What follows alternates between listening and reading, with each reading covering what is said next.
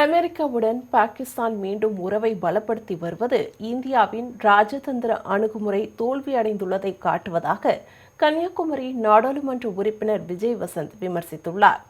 அமெரிக்காவின் பிரபல நாளிதழ் வாஷிங்டன் ஜேர்னல் அதிபர் டிரம்புடன் பாகிஸ்தான் அதிபர் ஷபாஸ் ஷெரீப் நிற்கும் புகைப்படத்தை பகிர்ந்துள்ளது.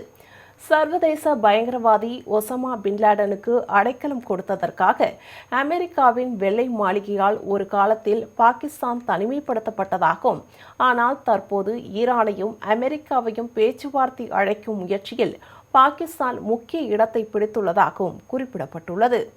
அதை தமது எக்ஸல பக்கத்தில் பதிவிட்டுள்ள விஜய் வசந்த் எம்பி, பயங்கரவாதத்திற்கு அடைக்கலம் கொடுத்த பாகிஸ்தானிற்கு எதிராக ஒரு காலத்தில் இந்தியாவின் ராஜதந்திர அணுகுமுறைகள் உலக அளவில் ஒருமித்த கருத்தை வெற்றிகரமாக உருவாக்கியதாக சுட்டிக்காட்டியுள்ளார். அதன் மூலம் உலக அரங்கில் பாகிஸ்தான் தனிமைப்படுத்தப்பட்டதாகவும் தெரிவித்துள்ளார். ஆனால் தற்போது மாறிவரும் புவிசார் அரசியல் சூழல் கவலைகளை அளிக்கும் மாற்றத்தை பிரதிபலிப்பதாக தெரிவித்துள்ளார்.